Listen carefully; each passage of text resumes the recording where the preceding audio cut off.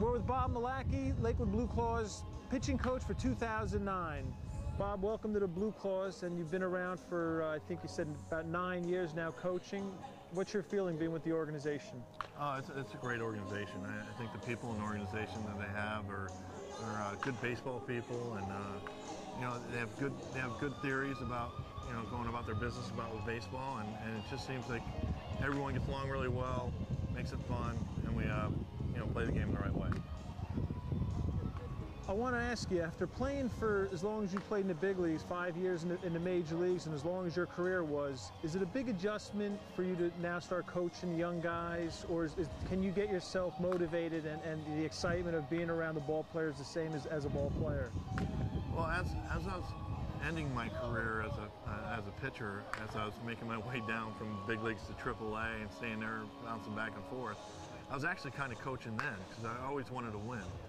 So that's what kind of got me into coaching, was I enjoyed teaching somebody something and they take it in the game and have success, and it can pump you up and get you ready for your secondary career, which is being a coach.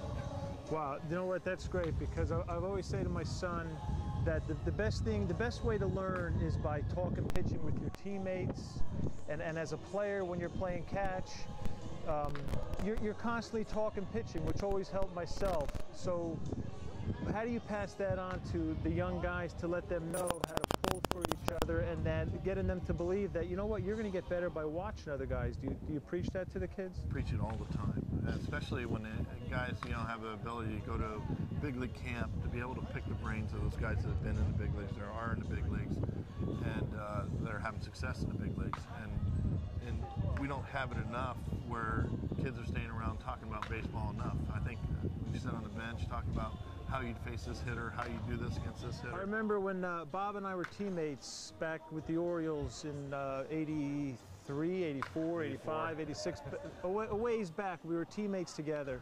And I remember we used to get invited to go throw batting practice at big league camp when they needed the extra arms. And guys used to say, the older coach, try to pick their brains. And I honestly, the first couple times I heard that, I didn't get it. I'm like, what do they, first of all, we're young guys, and to have the confidence in yourself to just approach Mike Boddicker back then, and in 83, Jim Palmer was still playing.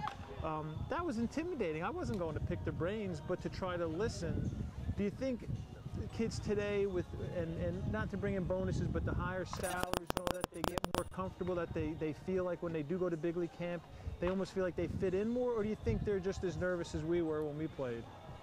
I think there's some guys that come in with a lot of confidence, but there's a lot of guys. The game's a little different than it was when we started. You didn't talk to other veteran guys unless you're spoken to first. Now they're pretty free and easy, and they go up and talk to them, and they allow them to talk to them, versus when we were going to big league camp. It was like, that's why we didn't talk to them. Allow us to do that. We're always said, hey, you don't speak to them unless they speak to you first. When I was at the Yankees, Dave Righetti and Dave LaPointe would absolutely give you an extremely hard time if you tried to even attempt to go to the back of the plane. So it was definitely different. What kind of prospects, who are some of the kids that we should be looking forward to watching this summer? The biggest one's Jason Knapp. I mean, he's an 18-year-old kid. He's not going to be 19 until end of August. And this kid has lightning in his arm, really nice and smooth. He's a big kid. I mean, he's very mature for his age, and he's going to be exciting to watch, especially as he learns the game. I mean, he still has a ways to go, but he's a special kid. You don't see many good arms like that. I mean, it's sort of like your arm when you were young. Thank you. But he's a big kid. He's a Jersey boy, and same with yourself. But he's going to be exciting to watch. And we have quite a few, Tyler Coy and Rob Roth, and we have Jesus Sanchez, who is a converted catcher, going to be a pitcher, and he's couldn't hit. Watch him throw. Well, if you see him throw, you wouldn't think that he was a catcher, but he's got some exciting stuff too. So those are some of the names the kids out there need to bring a baseball and get those guys signed. They're the future Cole Hamels and stars of the Phillies of tomorrow. Exactly. I mean, there's a lot of young kids on this team that have a lot of upside. So try to get everyone's autograph if you can, and get to know some of these guys. Absolutely. Now, how about you being in New Jersey? You were born in New Jersey, and now you're here and you get to be at the Jersey Shore for the summer. Are you looking forward to the boardwalk and the beaches, or places you haven't maybe been to yet, but are you looking forward to the summer here? Yeah, well, I don't remember much of it because I moved away when I was really young, but I do have some relatives that still live here, and I'm excited to be able to see them and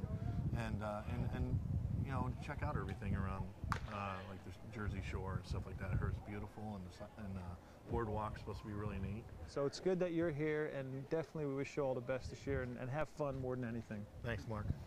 Thanks, Bob. Appreciate it.